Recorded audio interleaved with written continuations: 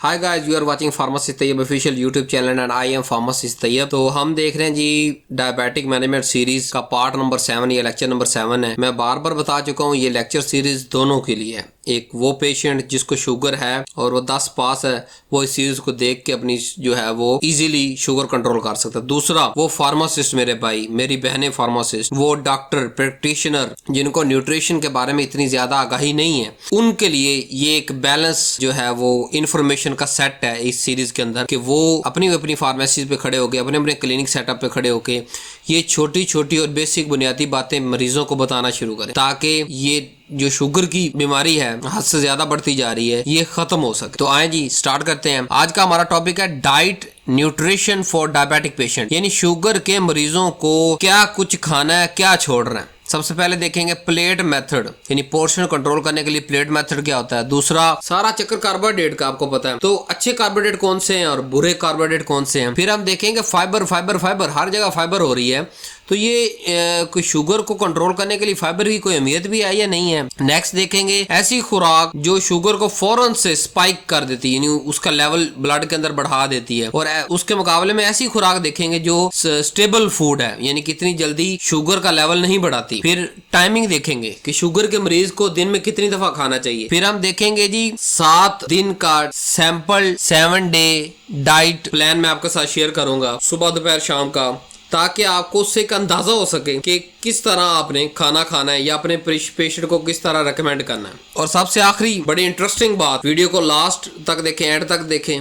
Video पसंद आए, information पसंद आए, लाइक करें और इसको उस तक पहुंचाएं जिसको चाहिए। हर किसी को लिंक शेयर करने की जरूरत नहीं है। जो डायबिटिक का मरीज है या डॉक्टर है या फार्मासिस्ट है, उस तक ये वीडियो जरूर पहुंचनी चाहिए, ताकि जिन लोगों के लिए रिकॉर्ड की जा रही है वो इसको सुने और एक अच्छा सा प्यारा सा कमेंट जरूर करें। और लास्ट में देखेंगे आर्टिफिशियल स्वीटनर के खाने चाहिए नहीं खाने चाहिए, कौन से इस्तेमाल करने चाहिए, कितने इस्तेमाल करने चाहिए। सबसे पहले देखते हैं जी डायबिटिक प्लेट मेथड कि शुगर के अंदर जो ये प्लेट मेथड का आजकल कॉन्सेप्ट बड़ा आम है, इसका क्या मतलब है। इसका सादा लफ्जों में आप ये कह सकते हैं कि ये सबसे आसान पोर्शन कंट्रोल करने का एक तरीका है। यानी अगर आप सिर्फ प्लेट मेथड सही कर लें तो आपकी 50% तक शुगर कंट्रोल रह सकती है। आपने प्लेट के 4 हिस्से करने, आधी प्लेट यानी कि 2 हिस्से आपने प्लेट के अंदर सब्जी लेनी है, जिसमें नॉन स्टार्ची वेजिटेबल से आपने प्लेट भर लेनी है।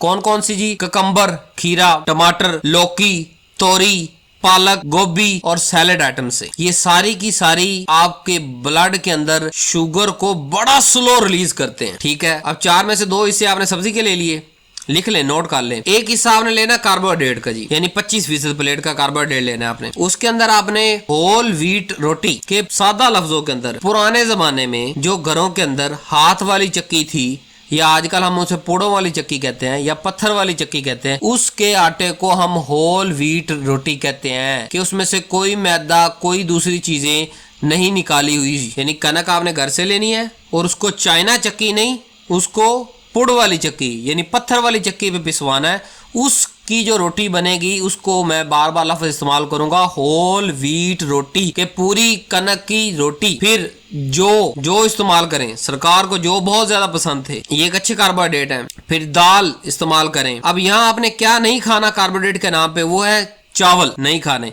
बेकरी आइटम नहीं खानी, हर वो चीज जिसके अंदर बाहर से आर्टिफिशियल शुगर डाली गई है, चीनी डाली गई है, गुड़ डाला गया है, जो कुछ डाला गया, मीठी है वो बहुत ज्यादा, उसको आपने इस्तेमाल नहीं करना कार्बोहाइड्रेट के नाम पे। आपने कार्बोहाइड्रेट के नाम पे क्या खाना है? होल व्हीट रोटी, रोटी से ताकत लेनी है। दूसरा, कभी जौ खा लें, उसका दलिया खा लें, उसको आटे के अंदर मिक्स खा लें, सारी आगे डिटेल हम बात करेंगे। अब 2 हिस्से हमने सब्जी के ले लिए, अपनी प्लेट में से आधी हमने सब्जी ले ली जो मैंने आपको बताई थी, खीरा, टमाटर, लौकी, तोरी, पालक, गोभी और सैलेड आइटम। एक हिस्सा 1/4 हिस्सा जो है वो आपने कार्बोहाइड्रेट का ले लिया।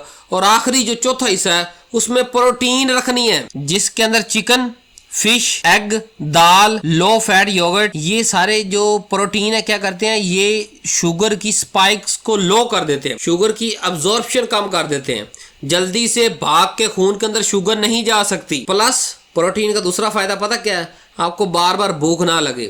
नेक्स्ट इसका फायदा ये है प्रोटीन का कि आपको सारा दिन आप एक्टिव रह सके, काम कर सकें। शुगर के मरीज की सबसे बड़ी जो खामी या कमजोरी आती है ना, वो होती है उसका काम ना करना। यानी कभी शुगर बढ़ गई, कभी कम हो गई, तो वो काम करने का दिल ही नहीं करता। दोनों हालतों के अंदर आप जो है वो किसी भी प्रोफेशनल फील्ड के अंदर फिट नहीं रहते उस काम के लिए। लेकिन जब आप इस प्लेट मेथड को फॉलो करेंगे, आधी प्लेट सब्जी, चौथा हिस्सा कार्बोहाइड्रेट जो बताए जा रहे हैं, और चौथा हिस्सा प्रोटीन। अच्छा, प्रोटीन का एक सबसे बेहतरीन तरीका मैं आपको बता देता हूँ। गोश्त रोज नहीं पक सकता घर में, दूसरे तीसरे दिन नहीं पक सकता। शामियां तो पक के रख सकते, शामियां पकाएं और अपनी फ्रिज के अंदर रख दें आप। जब आप देखें कि यार ये चौथा हिस्सा मैंने प्रोटीन का डालना है, वहां से एक दो शामियां उठा के रख ली।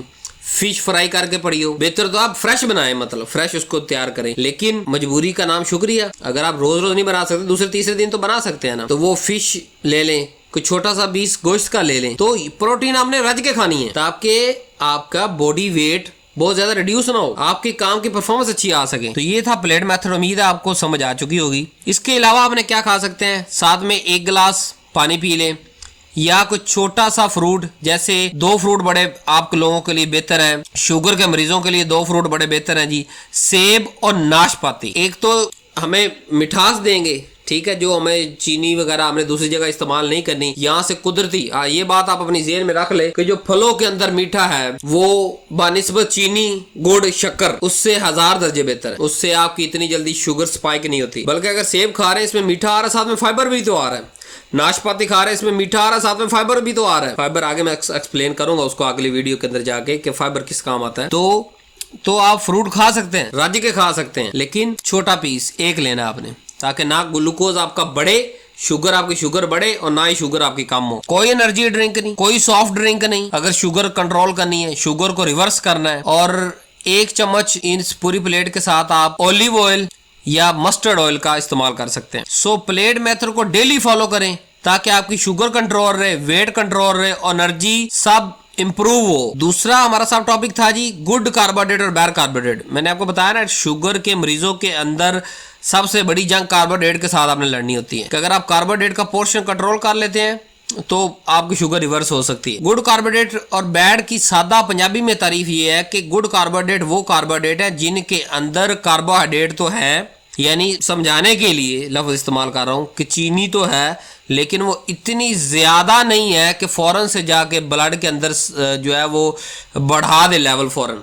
उसको कहते हैं गुड कार्बोहाइड्रेट। और बैड कार्बोहाइड्रेट ऐसे कि जैसे ही हमने वो चीज खाई, फौरन से वो ब्लड के अंदर जज्ब हुई और एक पूरा स्पाइक मार दी, यानी 150 पे खड़ी थी 550 पे चली। तो बैड कार्बोहाइड्रेट, ये कार्बोहाइड्रेट ब्लड शुगर बहुत तेजी से बढ़ाते हैं। जैसे चावल, व्हाइट रोटी, जो आप बाजारी आटा लेते हैं इसकी रोटी खाते हैं, ये भी जहर के बराबर है अगर आपको शुगर है तो। फिर नान, और नहीं खाने नान भाई, पाए खाने हैं ना, पाए खाएं ना, रोटी के साथ पाए खाएं, खाली पाए खाएं, दो खा जाए आप, जो है वो 2 छन्ने पाव के खा जाए। कौन कहता पाए ना खाएं, लेकिन वही पाए के साथ जब आप नान खाएंगे तो वो बेड़ा गर्क कर दिया आपने। ना वो पाए हमारे किसी काम आए, और नान ने तो वैसे ही बेड़ा गर्क है। नान नहीं खाने, मैदा नहीं खाना, फिर बेकरी आइटम, फिर स्वीट मिठाई किसी तरह की नहीं खानी, बिस्किट इस्तेमाल नहीं करने, सॉफ्ट ड्रिंक इस्तेमाल नहीं करनी, फ्राइज इस्तेमाल नहीं करनी। वो आलू पे रिसर्च करके तो देखें उस पे कितने % जो है केमिकल मौजूद है। दुनिया में इस वक्त सबसे ज्यादा जमीन में उगने वाली सब्जी में सबसे ज्यादा जहर, अगर सादा लफ्जों में कहो ना, तो वो आलू के अंदर मौजूद है। प्लस ये बैड कार्बोहाइड्रेट है,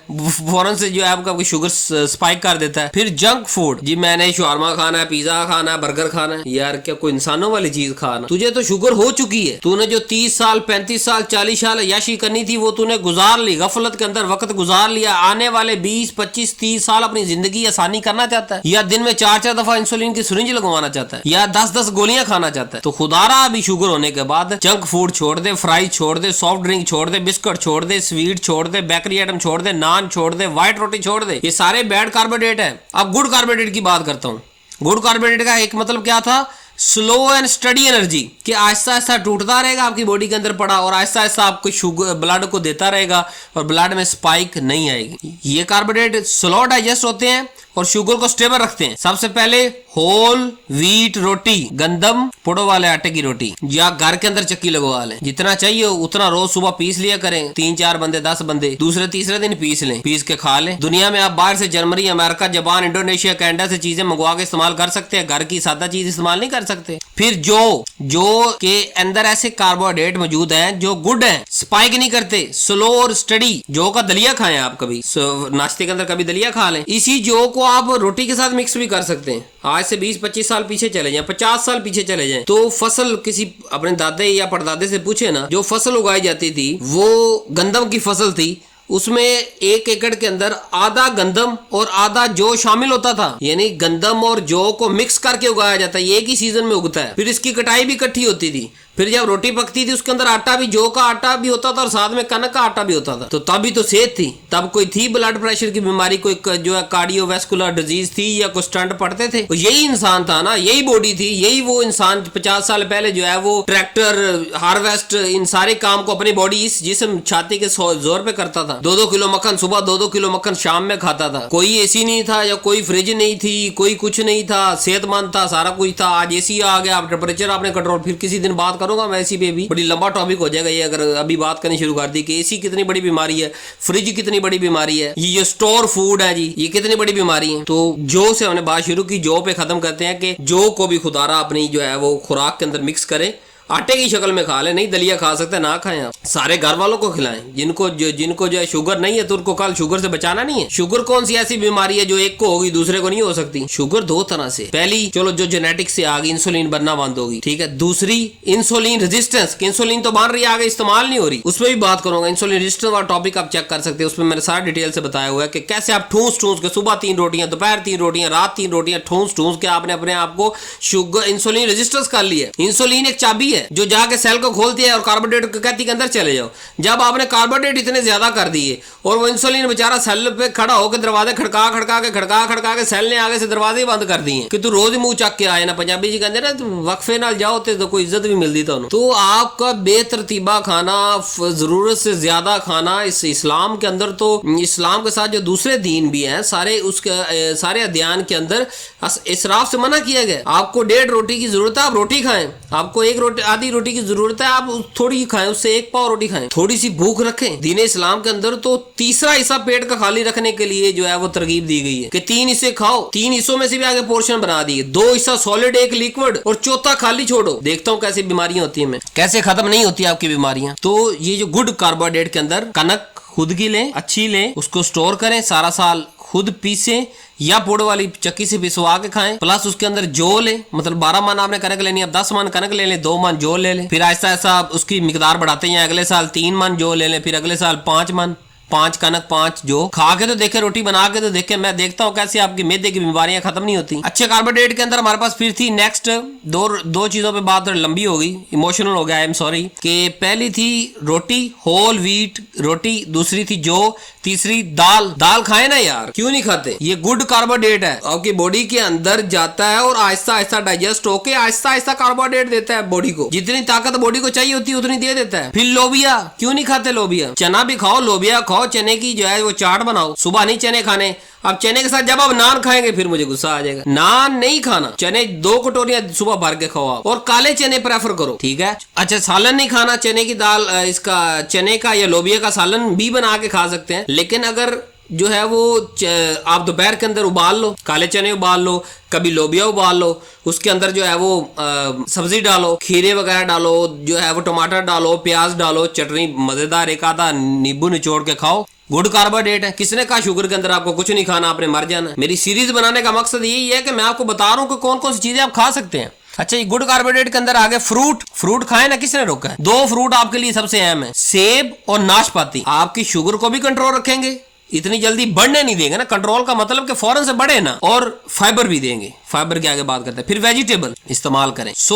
गोल्डन रूल यहाँ याद रखना है कि गुड कार्बोहाइड्रेट बी पोर्शन कंट्रोल के साथ जरूरी है, कि ये नहीं अब आपने कहा जी डॉक्टर साहब ने कहा था प्लेट मेथड के अंदर जो है ना वो एक हिस्सा चौथा हिस्सा जो है वो कार्बोहाइड्रेट ले लें, उसके अंदर जो मर्जी गंद डाल लो। नहीं, गुड कार्बोहाइड्रेट लेने आपने, और जो है वो बाकी आपको पता है कि आधी प्लेट आपने सब्जी साथ इस्तेमाल करनी है जो ऊपर गिना के आ चुका हूँ, और आधी चौथा हिस्सा प्रोटीन लाजमी खानी। ठीक है जी। बैड कार्बोहाइड्रेट शुगर को शूट करते हैं और गुड कार्बोहाइड्रेट आपको हेल्दी और एनर्जेटिक रखेंगे। तो ये आप पे डिपेंड करता है कि आपने स्मार्ट चूज करना है और आपकी शुगर भी स्मार्ट शुगर कंट्रोल रहेगी। नेक्स्ट हमारा टॉपिक था फाइबर, जो मैं 2-3 दफा बात करते करते रुक गया। फाइबर क्यों जरूरी है शुगर के मरीज के लिए जी, या इसे कहा जाता है it is a secret weapon for the diabetic patient to control sugar, के फाइबर बड़ा अहम किरदार। पहला, फाइबर शुगर स्पाइक रोकता है।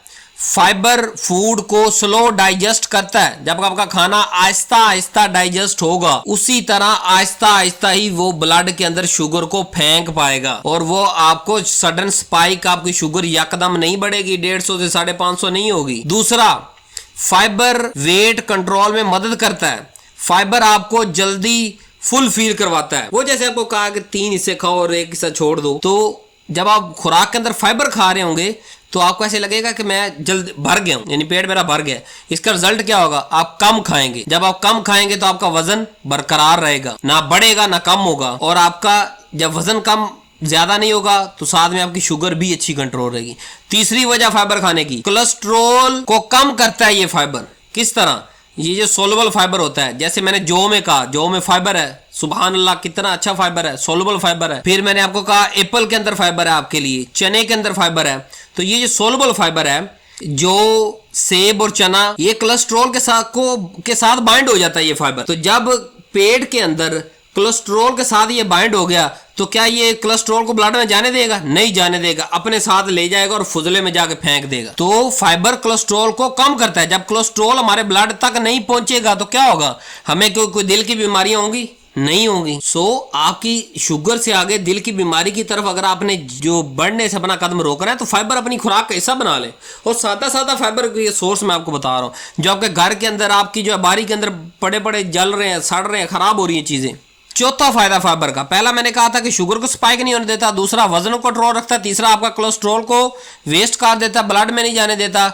चौथा ये है कि फाइबर कहाँ मौजूद है, जौ के अंदर, दाल के अंदर, चना के अंदर, काला चना प्रेफर करें, लोबिये के अंदर, सब्जियों के अंदर फाइबर मौजूद है, सेब के अंदर, नाशपाती के अंदर, और होल ग्रेन वाले आटे के अंदर। अच्छा, यहाँ मैं मल्टीग्रेन आटे को थोड़ा सा टच करना चाहूंगा, टॉपिक से हम हट रहे हैं, लेकिन मल्टीग्रेन आटे की तरफ जितनी आजकल दुनिया का रुझान जा रहा है ना, इतना कोई मजेदार रिसर्च अवेलेबल नहीं है अभी मल्टीग्रेन आटे की तरफ जाने की, और ना ही इसे नेचुरल जो है वो जो नेचर के कानून है इसको प्रेफर करते हैं कि आप दुनिया की हर चीज मिक्स करके अपने आटे के अंदर खा लें। आप सिर्फ एक स्टेप आ गया है, मैं आपको 20 स्टेप आगे आने के लिए नहीं कह रहा, मैं कह रहा हूँ आप कनक खा रहे हैं, और वो भी व्हाइट कनक, तोड़ों वाली कनक लेके खा रहे हैं, वो ना खाएं। आप चाइना की चक्के की आटा खा रहे हैं। मैं फार्मासिस्ट हूँ, मुझे पता है कि ये जो जब हम अब उसके कनक के अंदर क्या होता है, मशीन चलती है, आटा जो है पाउडर में कन्वर्ट होता है, यानी पार्टिकल साइज कम हो रहा है, और जहां भी पार्टिकल साइज ब्लेड की, लोहे की मौजूदगी के अंदर एक खास स्पीड के अंदर किसी भी चीज का साइज कम होता है तो उसमें से आधे से ज्यादा पार्टिकल जल जाते हैं, कभी 25% पार्टिकल जल जाते हैं। तो जो व्हाइट आटा बाजार से मिल रहा है वो तो है ही जहर,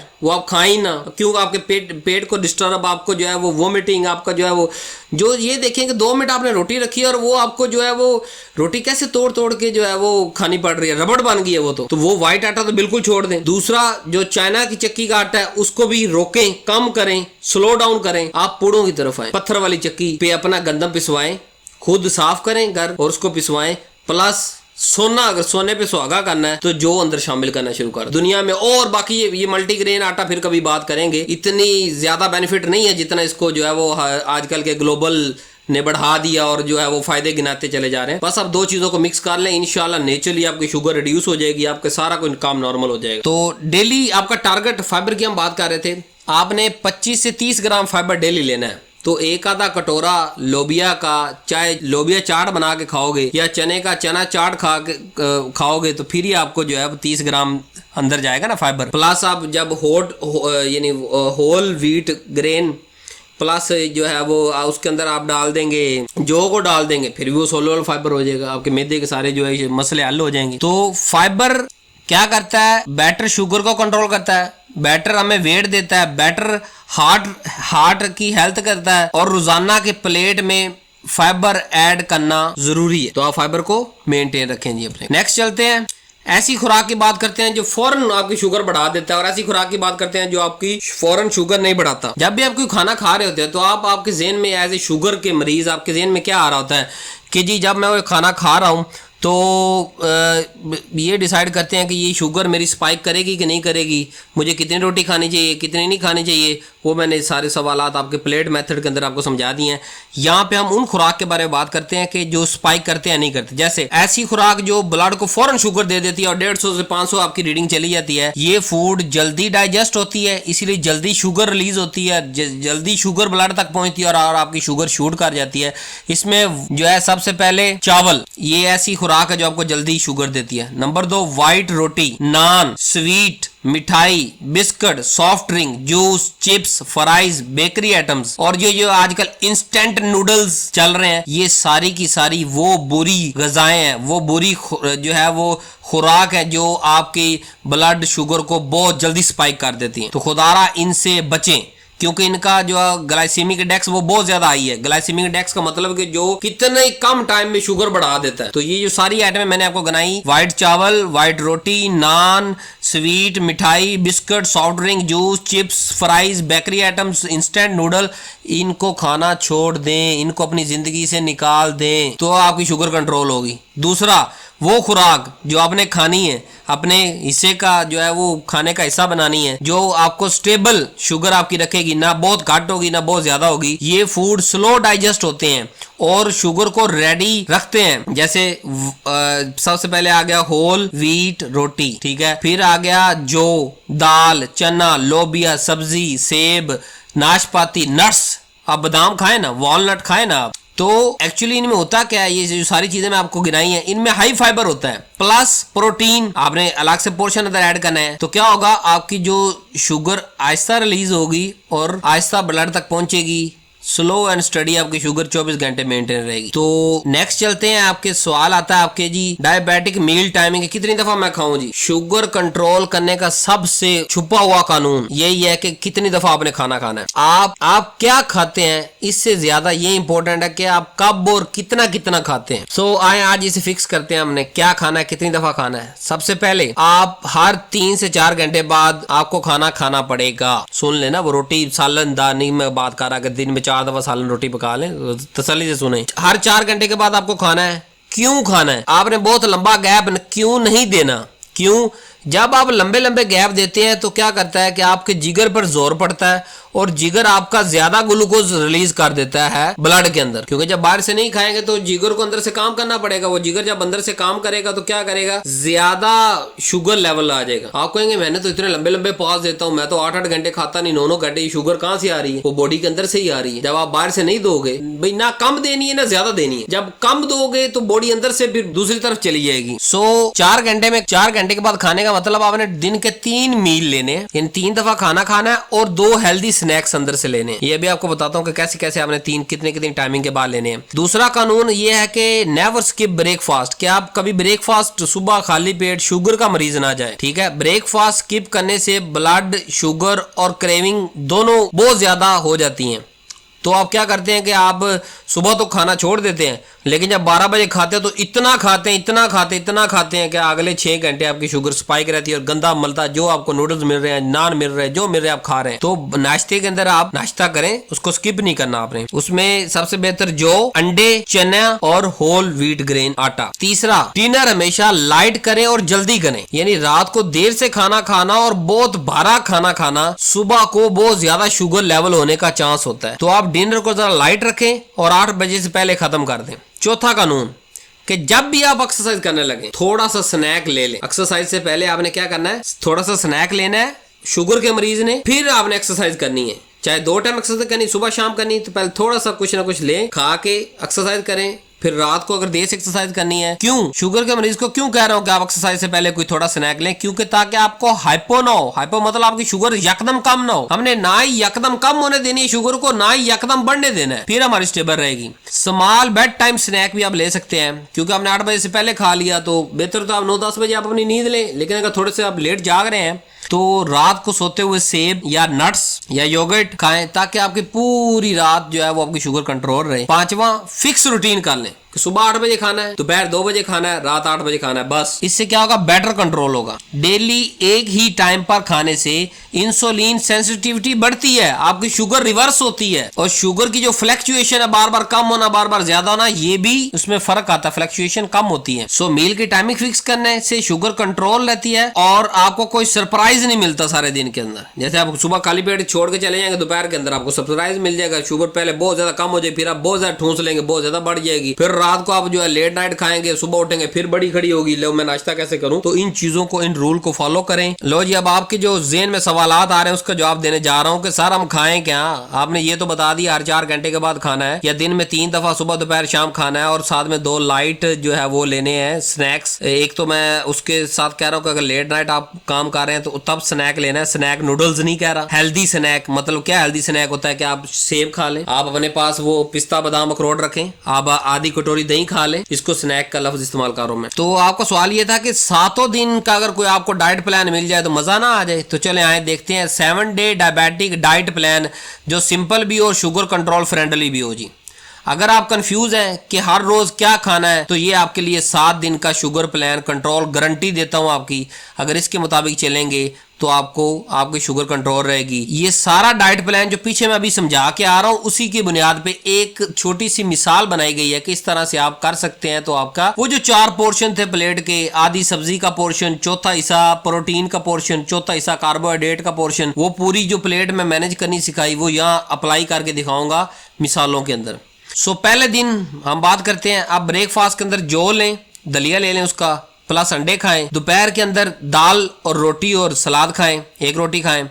शाम को ग्रिल्ड चिकन खाएं, वेजिटेबल खाएं, यहाँ पैसा लगाएं, चिकन खाएं, फिश खाएं, आप पिज्जा शवारमा की निस्बत आप टिक्का खाएं, जितना मर्जी दिल करता खाएं यार। फिश आप फ्राई करके खाएं, आप जैसे मर्जी आप उसको खाएं, चिकन को ग्रिल्ड करके खाएं। दूसरे दिन ब्रेकफास्ट के अंदर आप चना चाट बना सकते हैं, घर के अंदर बनाएं। चना चाट के अंदर क्या आपको होता है, क्या चाहिए होता है आपको, उबले हुए चने, कुछ सब्जियां जैसे खीरा, टमाटर, प्याज, कुछ थोड़ा सा स्पाइस ऊपर डालें, कोई आधा नींबू निचोड़ें और ब्रेकफास्ट के अंदर खाएं। दोपहर के अंदर फिर क्या करें, आप सब्जी के साथ 1 रोटी ले लें, और जो है वो डिनर के अंदर फिश और सूप इस्तेमाल करें। तीसरे दिन की बात करते हैं। तीसरे दिन का ब्रेकफास्ट आप उबले हुए 2 अंडे ले लें, एक साथ में सेब खा लें, फाइबर आ गया, वहां से सारा कुछ प्रोटीन पूरी होगी। लंच के अंदर आप जो है वो चिकन का सालन, तरी वाला सालन खुश्क जो है ना, ये छोड़ दें। ये जो स्पाइसी जो है चीजें, पानी के बगैर पकने वाली चीजें जो है वो छोड़ के पानी वाले सालन की तरफ आए, शोरबे वाले सालन की तरफ आए। तो चिकन शोरबे का सालन पकाओ,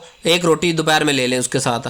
रात को क्या करें कि आप थोड़ी सी सब्जियां, क्योंकि इस दिन के अंदर हमने सब्जियां इस्तेमाल नहीं की, तीसरे दिन के अंदर, तो सब्जियां प्लस दही के साथ मिक्स करें और उसको खा जाएं। चौथे दिन की बात करते हैं। ब्रेकफास्ट के अंदर आप जौ का स्मूदी बना लें, नहीं तो दलिया बना लें। चीनी नहीं डालनी आपने, पानी के अंदर भी बन जाता है दलिया और दूध के अंदर भी बन जाता है, चीनी नहीं डालनी हमने, बस दलिया खा लेना अपनी छोटी सी कटोरी। दोपहर के अंदर जो है वो दाल चावल खा लें। अब चावल खाने से रोक रहा हूँ, लेकिन यहाँ खाने के लिए कह रहा हूँ आधी प्लेट आपने खानी है, ठीक है। रात के अंदर फिर सब्जी प्लस ग्रिल्ड चिकन या फिश या जो है वो टिक्का कबाब खाएं।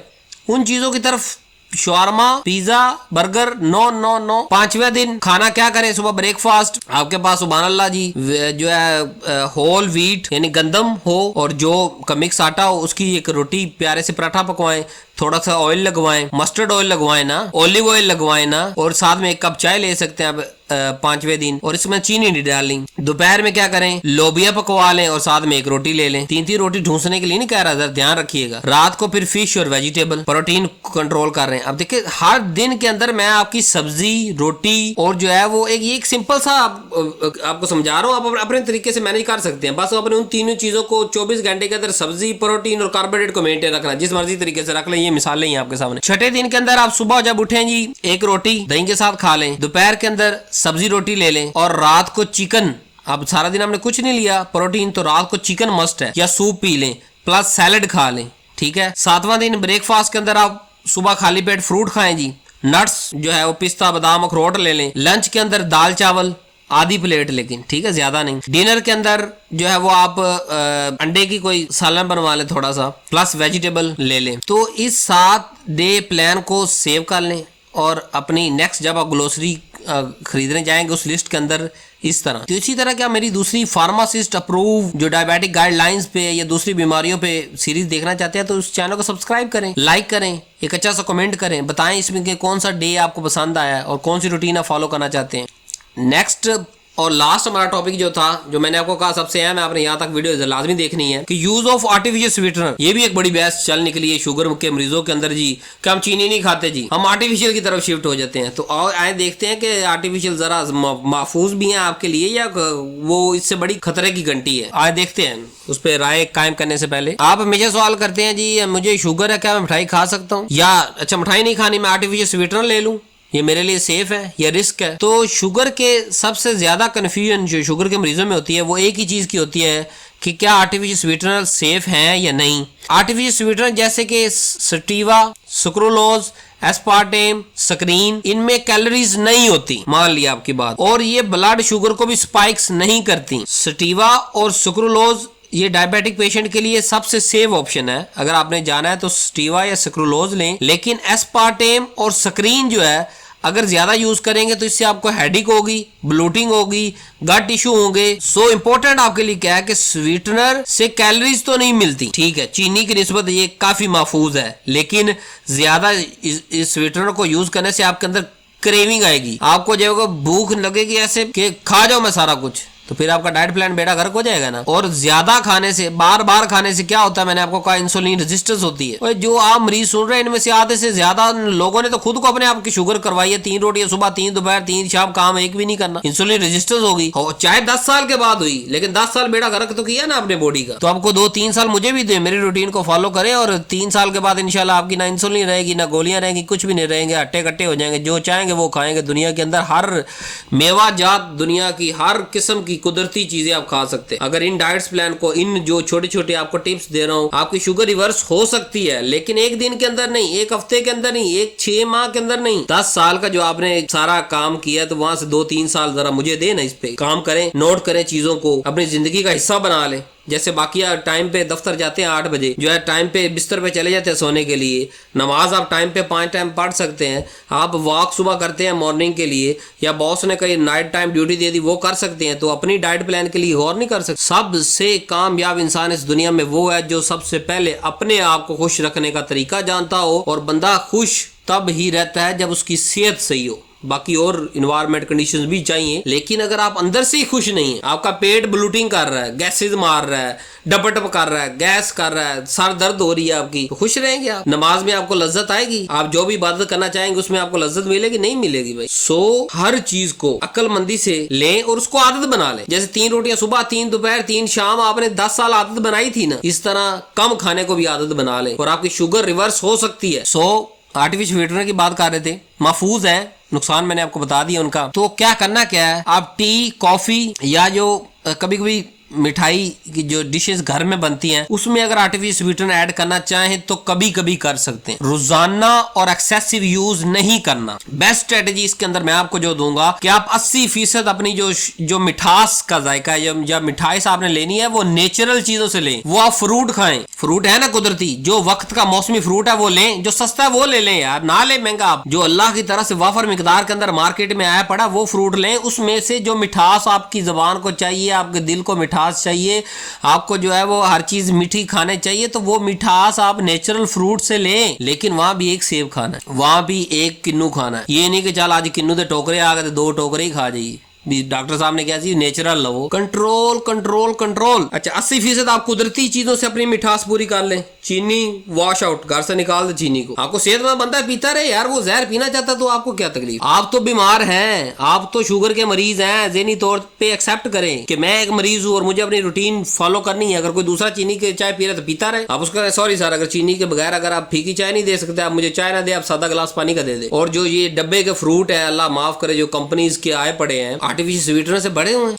तो आपके आगे मतलब आप कहीं मेहमान जाते हैं और आपके आगे वो फ्रूट भी रखते हैं, दूसरे जूस रखते हैं, कोई मिल्क शेक, कोई ये वो, तो आप चुप करके एक छोटा सा फ्रूट उठाएं, वो भी खुश, आप भी खुश। 24 घंटे की रूटीन आपको मेंटेन करनी पड़ी। ये नहीं कि घर आके जो है प्लेट मेथड को फॉलो करना और बाहर जो मर्जी करते रहे। 24 घंटे में हमारा एक ही टारगेट है कि ना ब्लड शुगर कम होनी चाहिए ना ज्यादा होनी चाहिए, बराबर बंदे के पुत्र की रेंज पे रहनी चाहिए। और अगली सीरीज के अंदर जो अगले लेक्चर के अंदर मैं आपको रेंजेस भी समझाऊंगा, उन रेंजेस को भी आपने नोट कर लेना है। तो 80% आप कुदरती नेचुरल स्वीटनर फ्रूट्स वगैरह इनसे लें, सिनामॉम से लें, और 20% जो है वो आप कभी कभी दिलकारी पड़ता है, खुशी का मौका है तो ये जो आर्टिफिशियल स्वीटनर है इनको कभी कभी इस्तेमाल कर लें। 20% बस, इससे ज्यादा नहीं, क्योंकि आपको पता है बैलेंस ऑलवेज विन। अगर आप शुगर के मरीज हैं तो इसलिए ये सीरीज देख रहे हैं या आप उनको सही करना चाहते हैं, पोर्शन बना लेंगे और उसको मॉडरेशन में रखेंगे, यानी पोर्शन आपने इस्तेमाल करना है लेकिन मॉडरेशन के साथ, तो यही आपकी रियल सक्सेस स्टोरी बन जाएगी आपकी। So thank you very much. उम्मीद है आज का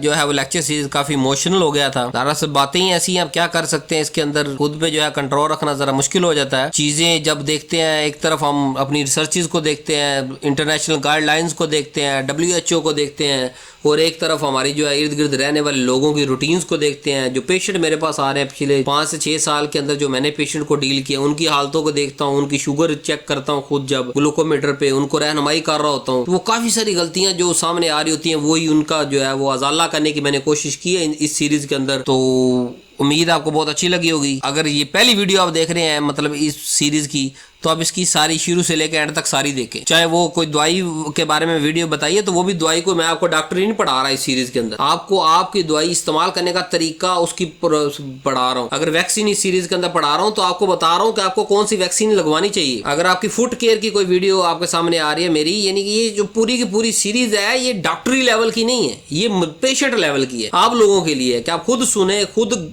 अपने आप को जो है वो काउंसल करें। जहां बात नहीं समझ आती है आप अपनी करीबी फार्मेसी में जाएं। और यार दुनिया का खजाना आपके पास मौजूद है और आप वहां 20-20 हज़ार 25-25 हज़ार फीसें भर रहे हैं, 3-3 हज़ार 4-4 हज़ार फीसें भर रहे हैं, 25-25 हज़ार के टेस्ट करवा रहे हैं, और फिर भी वो 2 मिनट आपको जो है मुंह लगाने के लिए तैयार नहीं है। डॉक्टर MBBS जो है वो, और आपको बताने के लिए वो तैयार नहीं है। तो वी आर द फार्मासिस्ट। हम बैठे हैं हर स्टोर पे बैठे हैं, हर फार्मेसी में बैठे हैं, अपने घर से बाहर निकले तो सही। जरा फार्मेसी पे जब आप दवाई लेने आते हैं वो 2 मिनट निकाल के जाए तो सही। ये क्या गाड़ी पीछे चलती है, अब छोड़ के आ रहे हैं जी, गाड़ी दवाई लेने जा रहा है, गाड़ी आपकी चल रही है, जल्दी से वापस जाना जी, रश बहुत ज्यादा है। गाड़ी को कोई फार्मेसी पे जाना है, आपने गाड़ी को कहीं पार्किंग पे लगाए, अंदर जाएं, फार्मेसी से टाइम ले थोड़ी देर के लिए और उन्हें बताएं कि सर मेरी ये शुगर लेवल आ रही है, सर मैंने ये रूटीन को बेहतर किया। हर जो है एक अच्छी फार्मेसी में अगर आप जाएंगे, सेटअप पे जाएंगे और फार्मासिस्ट के साथ आप जब खुद इंटरेक्ट करेंगे, आपको पता होना चाहिए कि वो बंदा फार्मासिस्ट है। आप पूछेंगे आप में से कौन फार्मासिस्ट है, उससे जब आप रहनुमाई लेंगे अपने बारे में, यानी मैंने यहाँ तकरीबन समझे 10,000 केसेस तो सॉल्व कर दिए ना। 10,000 मरीजों की जो मुख्तलिफ कंडीशन है वो मैंने आपको डिस्क्राइब किए हैं यहाँ पे। छोटी छोटी 10,000 से ज्यादा गलतियां आपको यहाँ सही करवा दी हैं। लेकिन फिर भी जहाँ समझ नहीं आ रहा वहां आप उसको फॉलो करें, उससे पूछेंगे सर ये फलानी चीज मेरी नहीं कंट्रोल हो रही, ये फलां चीज मैं कैसे छोड़ूं, तो फार्मासिस्ट आपको गाइड करेगा। Trust your pharmacist. अगर आप अपने हेल्थ सिस्टम को इंप्रूव करना चाहते हैं, आप अपने हेल्थ बजट को, जो हमारा जो है वो मुख्तलिफ मुल्कों का जो हेल्थ बजट है, यानी गरीब मुल्क तो गरीब से गरीब तर होता चला जा रहा है और हेल्थ बजट हमारा लाखों अरबों करोड़ों में चला जा रहा है, तो आप थोड़ी सी एहतियात करेंगे। कौम का पैसा बचेगा, आपका पैसा बचेगा, कौम तरक्की करेगी, आप तरक्की करेंगे, आप तरक्की करेंगे, आपके बच्चे तरक्की करेंगे और आप सेहतमंद रहेंगे। So thank you very much, love you so much, Allah Hafiz.